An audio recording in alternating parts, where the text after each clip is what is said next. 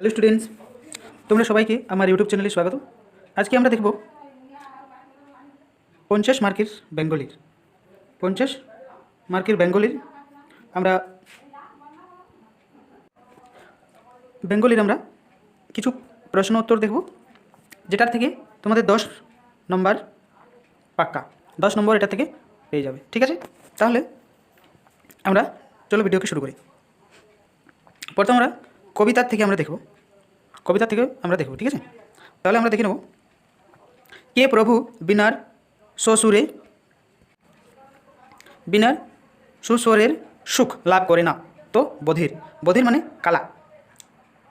কালা কি হয়, সে শুনতে পায় না। তো সে বিনা কি বাজছে না বাজছে সে কিছুই বুঝতে পারে না। ঠিক আছে, তাহলে এটার অ্যান্সার বিনা হবে।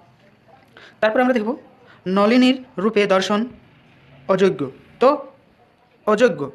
তো সেখানে আমরা অপশান দেখব যে অন্ধ, সে কি দেখতে পায়, কিছু দেখতে পায় না, তাহলে সে অযোগ্য, সে দেখতে পায় না। ঠিক আছে, চলো আমরা ফটাফট দেখে নিই সব প্রশ্নগুলোকে।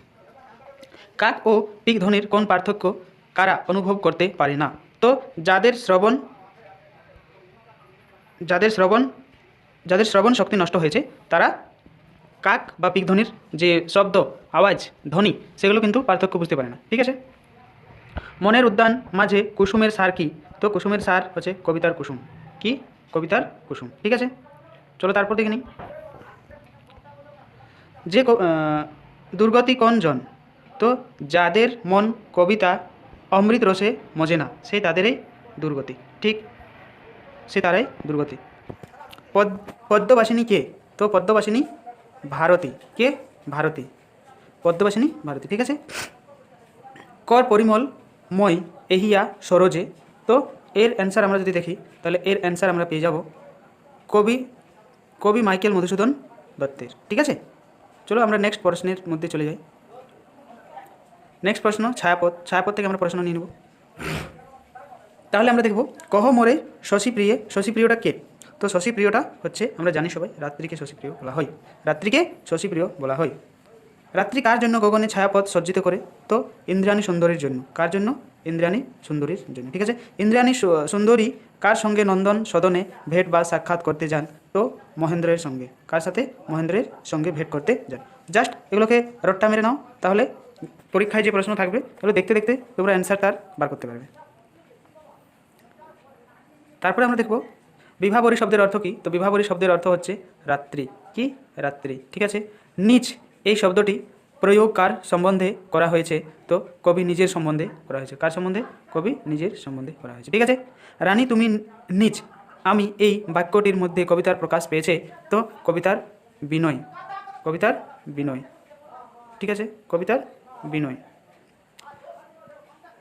পবন কিঙ্কির শব্দটি প্রয়োগের দ্বারা কবি বাতাসকে কার অনুচর রূপে কল্পনা করেছেন?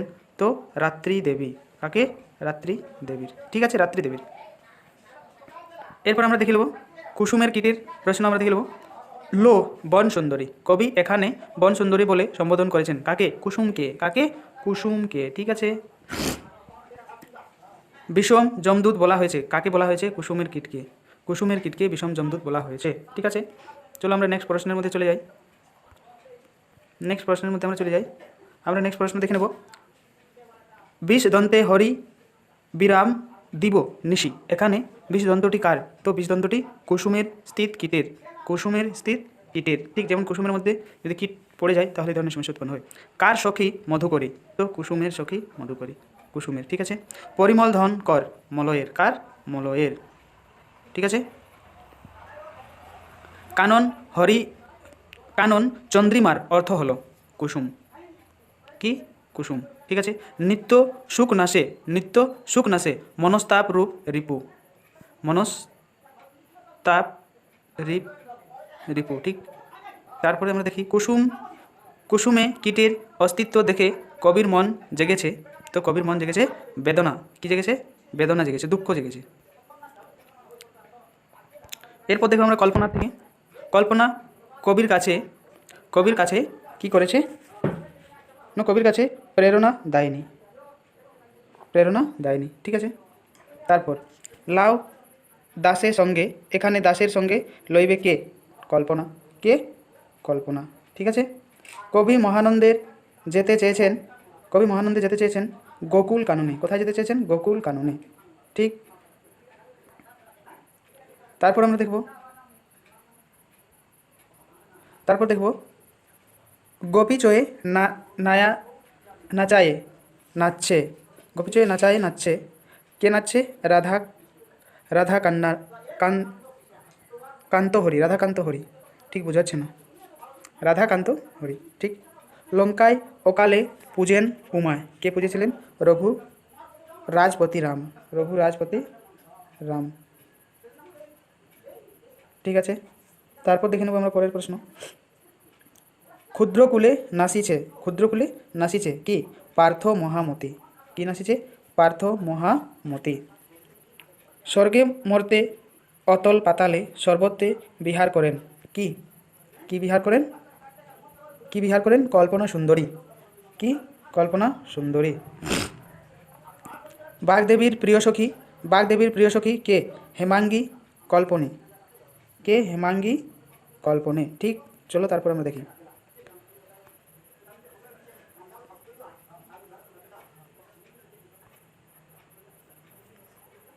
তারপরে শ্মশান থেকে আমরা দেখব কিছু প্রশ্ন। শ্মশান থেকে চতুর্দশপদী কবিতার বলির মধ্যে শ্মশান কবিতাটি এখানে কি কি কিসের মতো? নীতি তথ্যমূলক। কিসের মতো? নীতি তথ্যমূলক। ঠিক আছে। জ্ঞানের নয়নে তথ্য দীক্ষা দায়ী স্থল কার? শ্মশান। কার? শ্মশান। নীরবে আসন হেথা দেখি সম্ভানে ভাসমানে তো মৃত্যু। কি? মৃত্যু। শ্মশানে কার গৌরব বৃথা? শ্মশানে কার গৌরব বৃথা? ন অর্থের। কার গৌরব বৃথা? অর্থের গৌরব বৃথা আমরা জানি। শ্মশানে কার? অর্থের। অর্থের গৌরব বৃথা। রূপের প্রফুল্ল শুষ্ক হয়। রূপের প্রফুল্ল শুষ্ক হয় হুতাশনে। হুতাশনে। ঠিক আছে। বিদ্যা বুদ্ধি মান সকলে কোথায় বিফল? শ্মশানে। কোথায় বিফল? শ্মশানে। যখন আমরা শ্মশানে চলে যাই তো আমাদের কত বিদ্যা, কত বুদ্ধি, মান, অভিমান সব শেষ হয়ে যায়। শ্মশান সাগরে এসে কোন স্রোত মিলে যায়? তো জীবনের স্রোত মিলে যায়। কি স্রোত মিলে যায়? জীবনের স্রোত মিলে যায়। শ্মশান কবির নিকট পরম কি? তথ্য শিক্ষা স্থান। কি? তথ্য শিক্ষা স্থান। ঠিক আছে। চলো। বীর রস কবি মধুসূদন দত্তের বিশেষ আকর্ষণ ছিল। কি ছিল বিশেষ আকর্ষণ? বীর। বীর রস ছিল। ঠিক ছিল। দেখিনু নয়নে গিরি শিরে তো ভৈরব আকৃতি সুরে। কি সুরে? ভৈরব আকৃতি সুরে। ঠিক আছে। পূর্ণ ইরামদের শব্দের অর্থ কি? বিদ্যুতের পরিপূর্ণ। কি? বিদ্যুতে পরিপূর্ণ। ঠিক আছে। ভীম সরাসনে ধ্বনি বাম করে। কি করে? বাম করে। ব্যোমকেশ সমকায় কাহার সম্বন্ধে বলা হয়েছে? তো এটি বলা হয়েছে বীর রসের সম্বন্ধে। কার সম্বন্ধে? বীর রসের সম্বন্ধে বলা হয়েছে। ঠিক আছে। বীর রস কে কবিতা কিভাবে অঙ্কন করেছেন? তো যুদ্ধ মূর্তি রূপে। কী রূপে? যুদ্ধ মূর্তি রূপে করা হয়েছে। ঠিক আছে। কবি বীর রসের আকৃতি দেখিয়েছেন ভয়ঙ্কর রূপে। কী রূপে দেখেছেন? ভয়ঙ্কর রূপে দেখেছেন। কবি বীর রসের বলেছেন, বীর রসকে বলেছেন কি বলেছেন? রস কুলপতি। কি বলেছেন? রস কুলপতি বলেছেন। তারপর দেখব আমরা ধনুতে স্বর